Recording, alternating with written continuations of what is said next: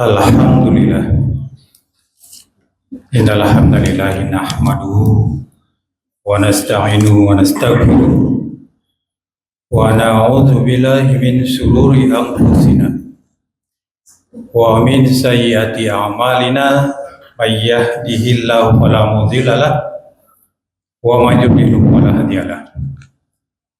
Asyhadu an la ilaha illallah wa asyhadu anna Muhammadan abduhu wa rasuluh.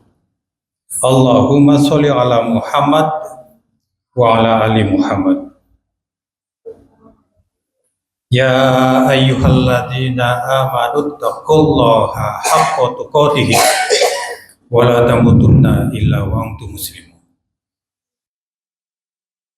Ya ayyuhan nasu taqu rabbakumul ladzi khalaqakum min nafsin wahidah wa khalaqa minha zawjaha wa batha minhuma rijalan katsiran wa nisaa wattaqullaha alladzi tasaaluna bihi wal arham innallaha kana 'alaikum raqiba. Ya ayyuhalladzina amanu taqullaha wa qulu qawlan sadida yuslih lakum a'malakum wa yaghfir lakum dhunubakum wa may yuti'illah wa rasulahu faqad faza fawzan 'azima. Amma ba'd. Fa ya ayyuhan nas usikum wa nafsi bi taqallah faqad faza muttaqun. Alhamdulillah, pada hari ini bersyukur kita telah diberikan nikmat oleh Allah, dibimbing hadir ke masjid ini untuk memenuhi kewajiban kita melaksanakan sholat Jumat berjamaah.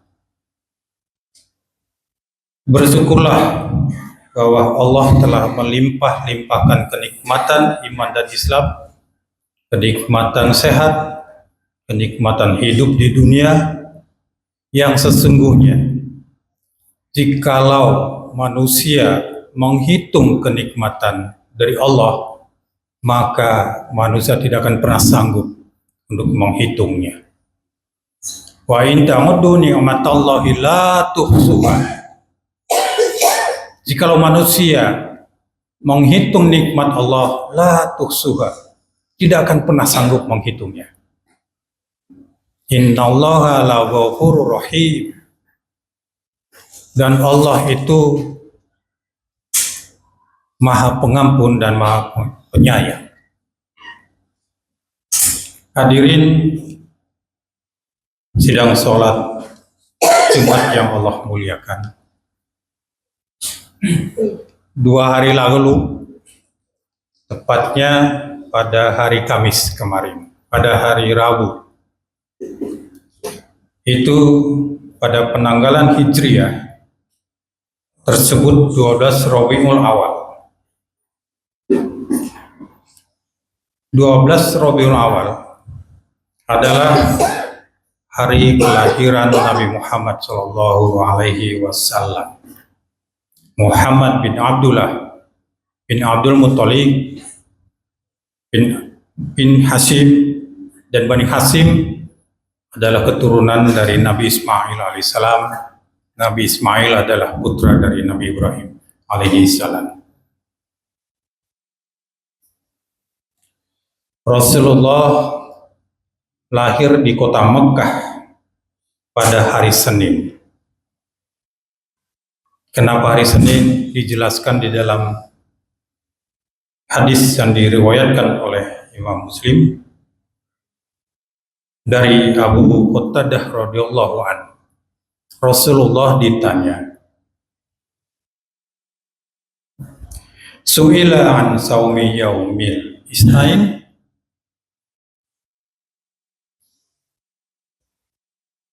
ditanya tentang puasa pada hari Senin. Faqala Rasulullah, zaka yauman wulidtu fihi wa yaumun istuwa wa zila alayya fihi. Kemudian Rasulullah menjawab, Hari Senin adalah hari lahirku, hari aku mulai diutus atau hari mulai diturunkannya wahyu. Kalimat yauma wulidtu fihi artinya itu adalah hari aku dilahirkan. Ini adalah kalimat yang menekankan betapa hari tersebut sangat berharga bagi Rasulullah Shallallahu Alaihi Wasallam, sehingga beliau berpuasa pada hari itu. Hadirin sidang sholat Jumat yang Allah muliakan. Pada saat Rasulullah dilahirkan dalam keadaan yatim, karena beberapa bulan sebelum lahir, bapaknya yang bernama Abdullah wafat. Ketika Nabi masih di dalam kandungan Ibunda Siti Aminah. Kemudian setelah lahir beliau diasuh dan disusui oleh Halimah As-Sa'diyah di sebuah pedesaan. Kehadiran Nabi kecil membawa berkah dan kelimpahan rezeki bagi keluarga Halimah.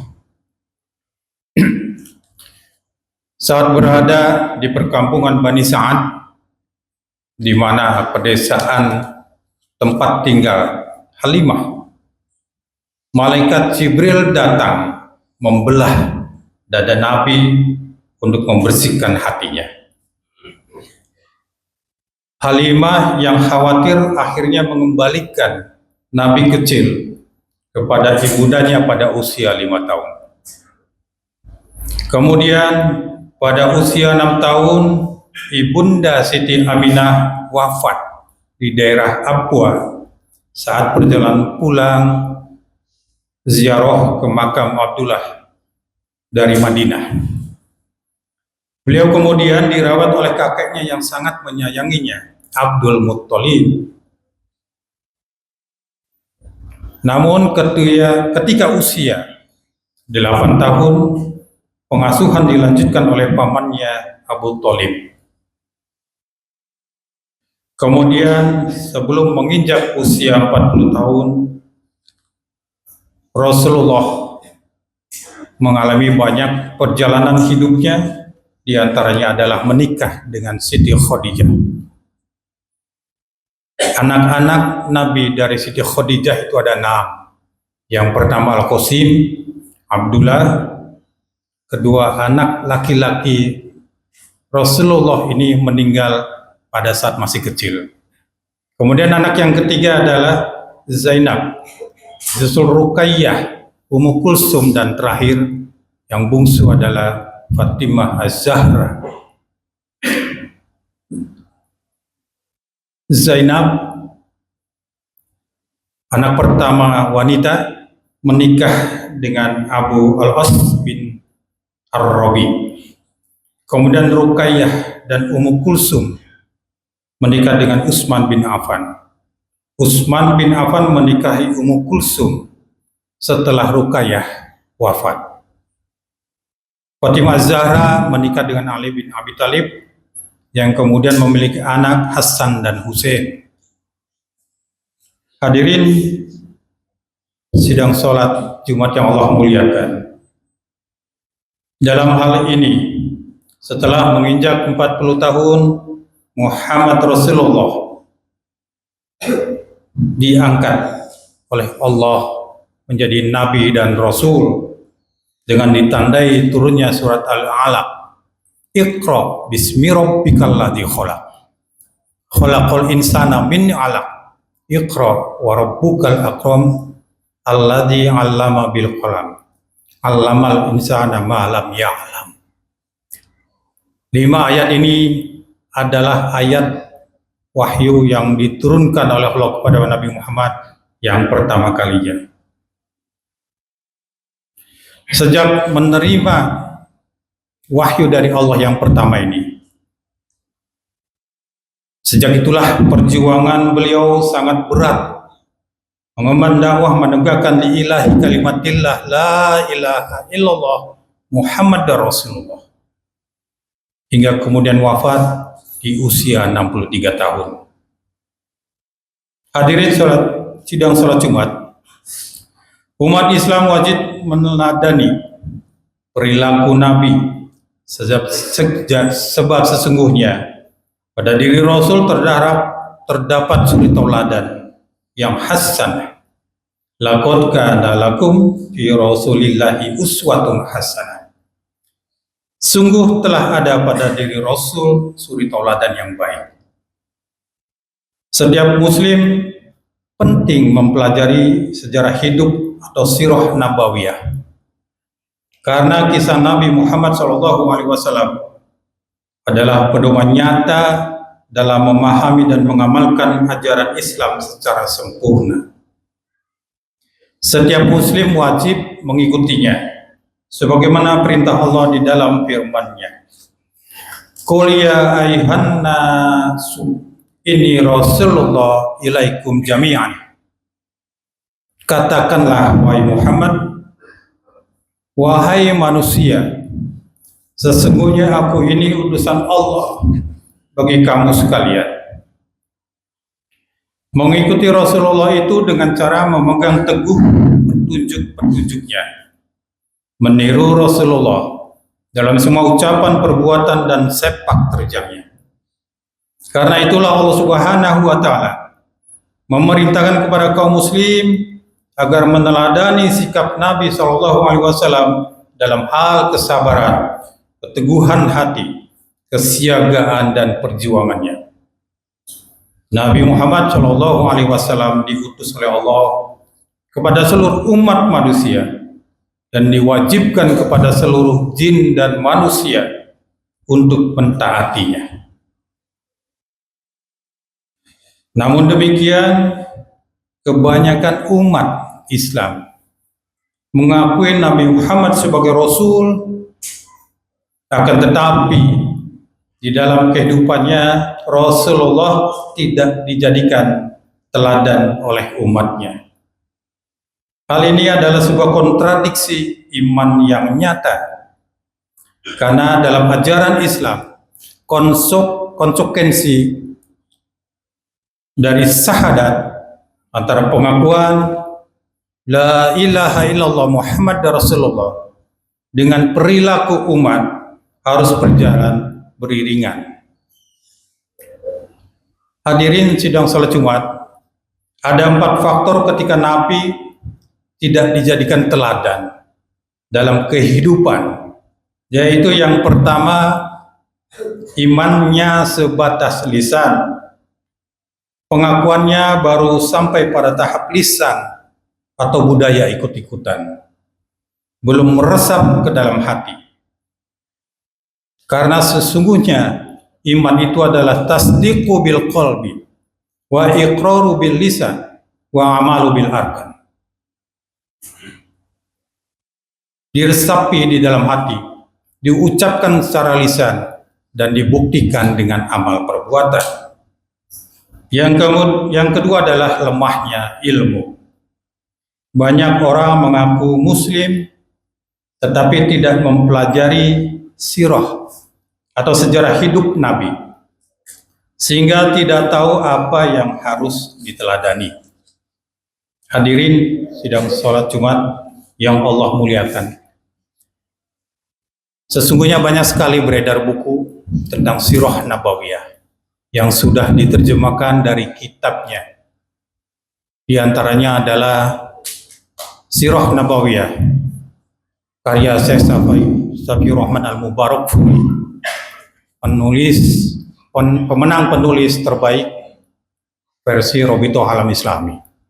Kemudian ada Sirah Nabawiyah karya Ibnu Hisham dan lain sebagainya. Dan itu bisa dibeli di toko buku.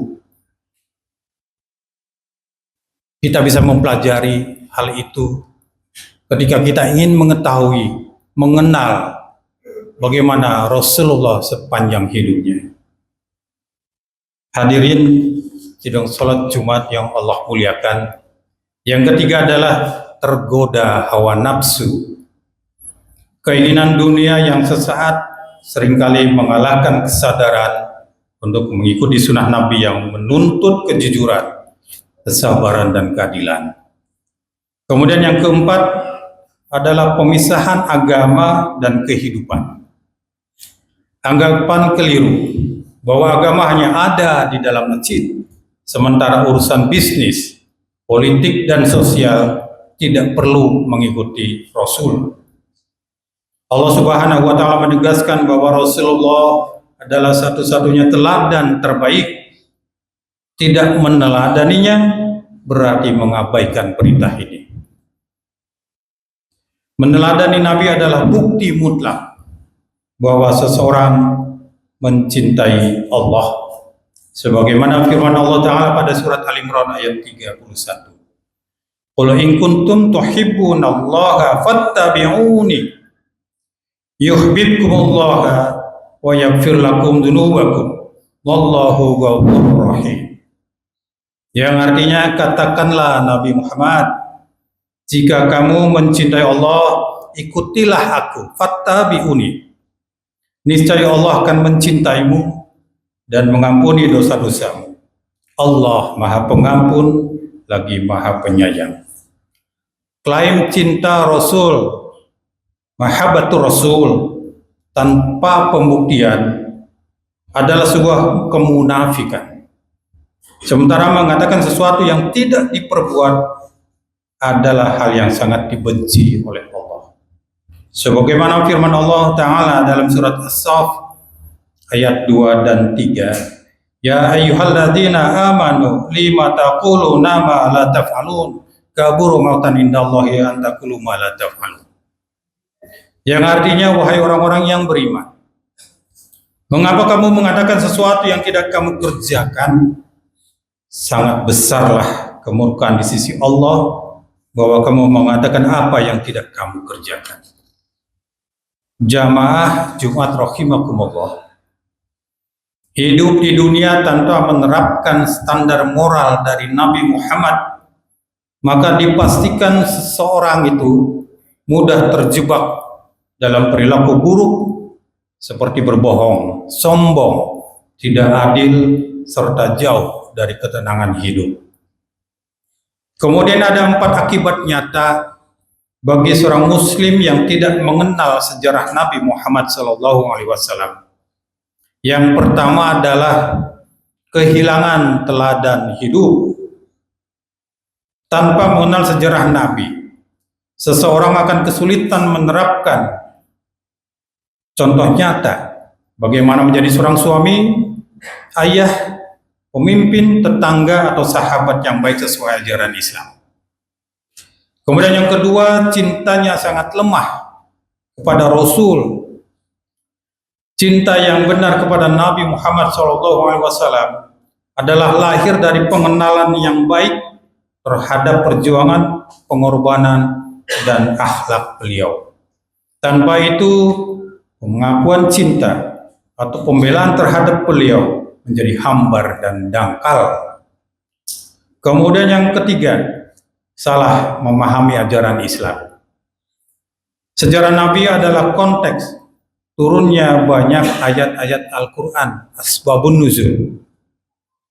Tanpa memahaminya, seseorang rentan keliru dalam menafsirkan ayat atau mudah terpengaruh oleh pemahaman yang ekstrim maupun menyimpang. Yang keempat, mudah terombang-ambing. Umat yang tidak kenal akar sejarah nabinya akan mudah kehilangan identitas, mudah meniru figur lain yang tidak sejalan dengan nilai Islam, serta rapuh pendiriannya ketika menghadapi arus zaman. Barakallahu fikum.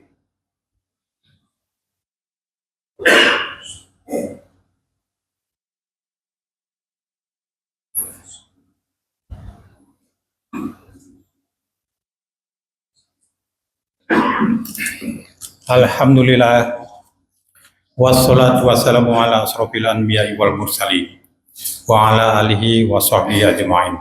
Asyhadu an la ilaha illallah wahdahu la syarikalah wa asyhadu anna Muhammadan abduhu wa rasuluh. Allahumma sholli ala Muhammad wa ala ali Muhammad.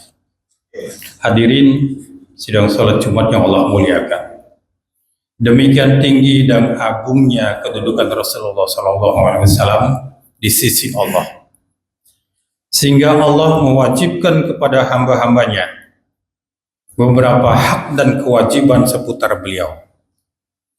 Di antaranya mencintai dan mengagungkannya melebihi diri hamba itu sendiri, bahkan melebihi kecintaan kita kepada orang lain selain beliau. Syekhul Islam Ibnu Taimiyah rahimahullah menyatakan, cinta kepada Rasulullah termasuk kewajiban terbesar dalam agama Islam.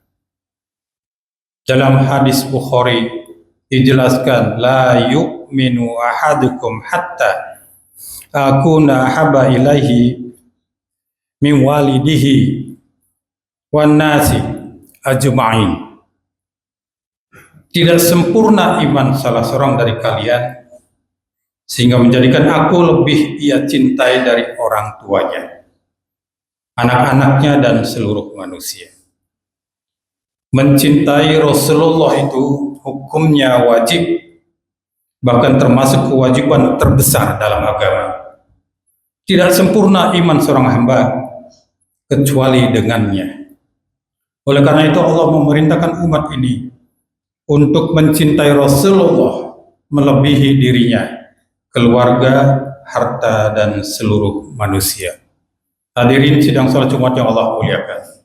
Mengakhiri khutbah ini, marilah kita berdoa semoga Allah memberikan kita pemahaman dan pengetahuan yang baik tentang sejarah Nabi Muhammad SAW, sehingga mampu mencintainya dengan cara yang benar menurut syar'i dan tidak mengada-adakannya. Innallaha wa malaikatahu yushollu 'alan nabi ya ayyuhalladzina amanu shallu 'alaihi wa sallimu taslima. Ini adalah ayat Allah yang menjelaskan bahwa Allah dan para malaikatnya sendiri adalah bersolawat kepada Nabi. Innallaha wa malaikatahu yusholluna 'alan nabi. Allah dan para rasulnya bersolawat kepada Nabi, sehingga manusia wajib bersolawat kepadanya sebagaimana perintah Allah selanjutnya dalam ayat ini. Ya ayyuhalladzina amanu shollu 'alaihi wa sallimu taslima. Hadirin, mari kita berdoa sejenak. Allahumma fir lil muslimina wal muslimat wal mu'minina wal mu'minat al ahya'i minhum wal amwat innaka sami'un qaribun mujibud da'wah. Allahumma inni as'aluka ilman nafi'an wa rizqan thayyiban wa amalan mutaqabbalan. Allahumma arinal haqqa haqqan warzuqna ittiba'ah wa arinal batila batilan warzuqna ijtinabah. Allahumma inna nas'aluka salamatan fid din wa afiatan fil jasad wa ziyadatan fil ilmi wa barakatan fil rizqi wa taubatan qabla al maut wa rahmatan 'indal maut wa maghfiratan ba'dal maut. Allahumma hawwin 'alaina fil saqaratil maut wa najata minan nar wal 'afwa 'indal hisab. Ya Allah, ya Rabbi, fahamkanlah ilmu kepada kami tentang perjuangan Nabi Muhammad SAW, sehingga kami bisa berittiba dengan benar. Ya Allah, selamatkanlah bangsa ini dari tangan-tangan jahat yang akan merusak negeri ini. Ya Rabb, selamatkanlah keluarga kami, anak istri kami dari fitnahan api neraka. Rabbana la tuzigh qulubana ba'da idh hadaitana wa hab lana min ladunka rahmah innaka antal wahhab. Rabbana atina fid dunya hasanah wa fil akhirati hasanah wa qina adzabannar. Subhana rabbika rabbil izzati amma yasifun wa salamun alal mursalin walhamdulillahi rabbil alamin. Aqimus shalah.